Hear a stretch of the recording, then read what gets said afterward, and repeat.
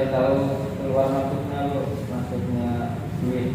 Iya benar banget. Jadi yang saya sebutin sama Eli itu dan Yudi itu adalah alasan penting kenapa perusahaan itu memerlukan yang namanya laporan keuangan. Nah, pada pembelajaran kali ini itu tujuannya yang pertama kalian diharapkan bisa menjelaskan pengertian laporan keuangan, kemudian mampu menjelaskan fungsinya, jenis-jenisnya, kemudian kalian bisa mengaitkan laporan keuangan itu di kehidupan kalian sehari-hari. Nah, model pembelajaran yang digunakan itu ada pendekatan konstruktivisme dan model pembelajaran individual learning.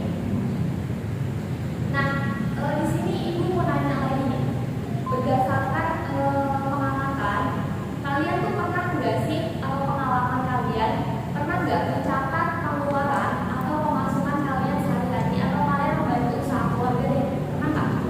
Saya bu, saya suka dan kalau saya bu. Oke, ada lagi? Ibu, Boleh?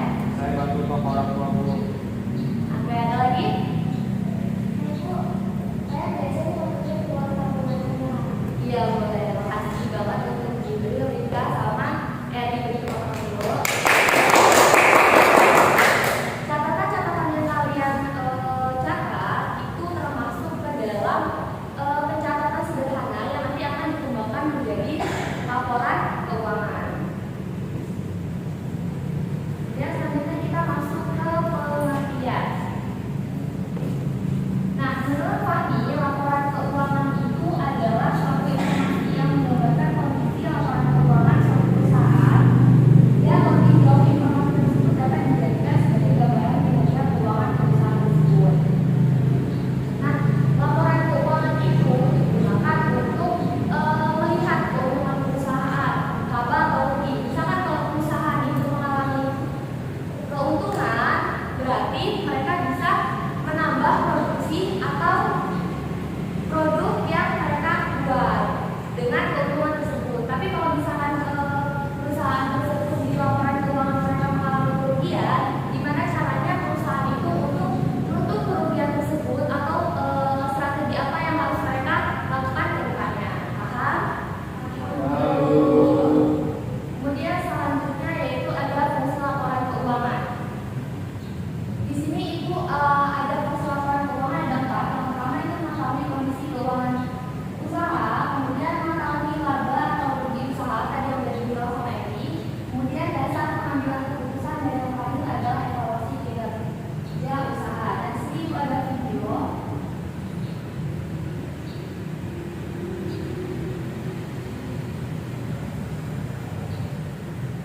Lebih jelas lagi tentang fungsi laporan keuangan.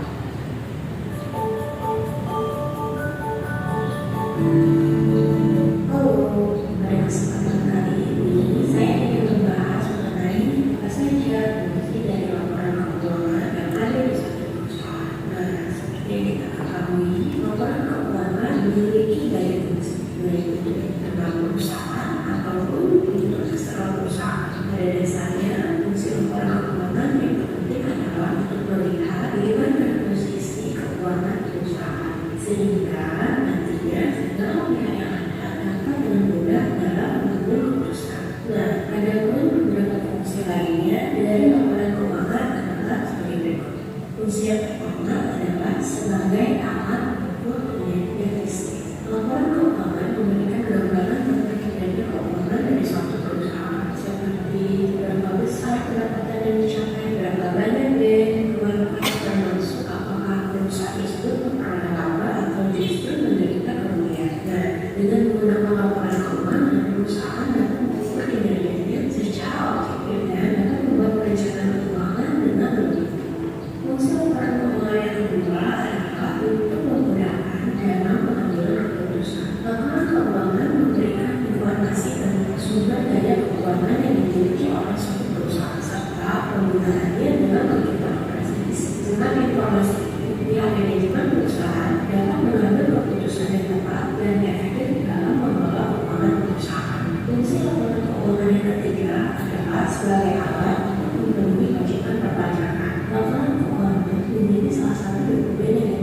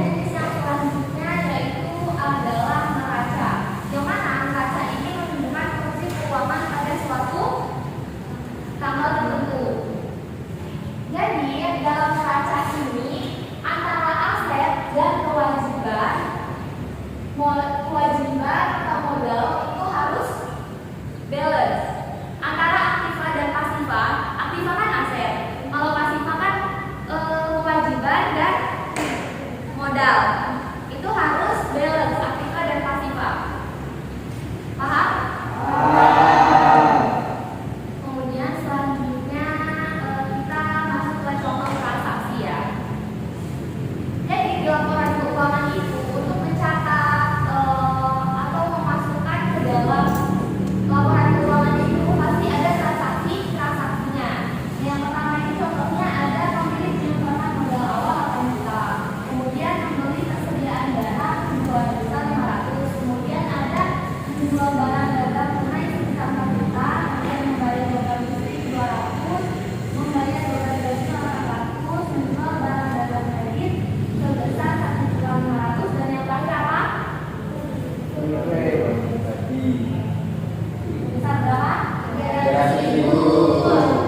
Nah, dari transaksi-transaksi tersebut kita masukkan ke dalam rumusan yang tadi. Ke jenis-jenis laporan keuangan tadi ada laporan apa aja? Laporan rutin, laporan Nah, tadi yang bagian laporan laba rutin rumusnya apa?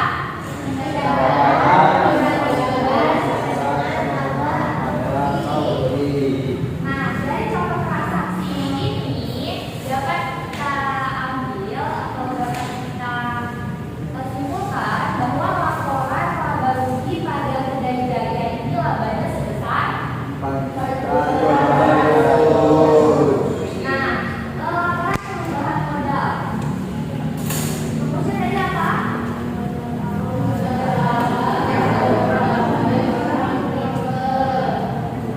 Modal awalnya berapa? Labanya? Nah, laba ini diambil dari mana? Dari ya, kemudian berikutnya dari transaksinya tadi ya. Hasilnya 12.000. Ya, betul. Kemudian yang selanjutnya yaitu ada neraca. Tadi kan ibu udah bilang kalau neraca itu aktiva dan pasiva harus balance. Nah, di contoh ini udah balance belum? Berapa? Jadi ini udah benar ya laporan keuangannya. Nah, di sini ibu ada tugas kelompok. Kalian dibagi menjadi 3 kelompok ya. Kelompoknya gini aja, baris ini. Nah, tugasnya itu nanti ibu kasih soal itu berisi data transaksi. Kelompok 1 nyari laporan laba rugi, kelompok 2 perubahan modal, dan kelompok 3 neraca. Paham?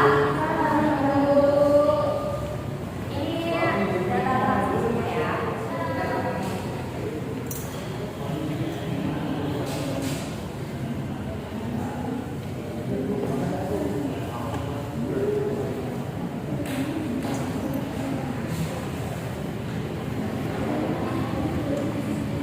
Boleh buka HP kalau Pak.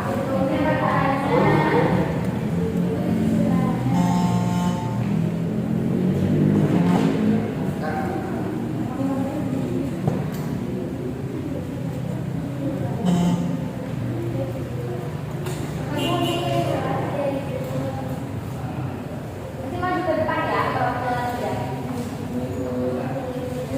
Kelompok 2 perubahan modal.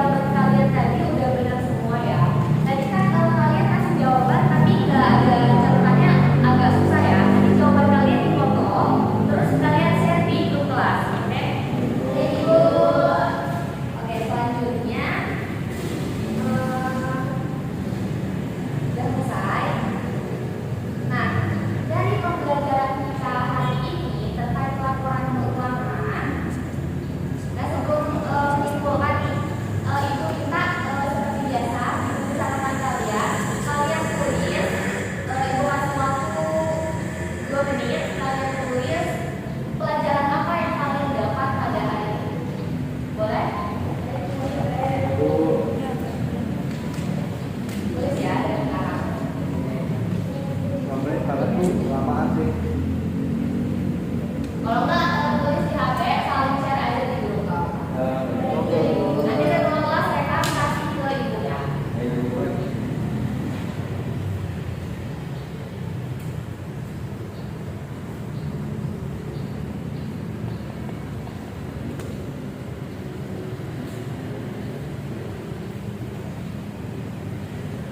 Aku udah dikirim. Udah? Udah Bu. Nanti ke toko langsung direkap ya.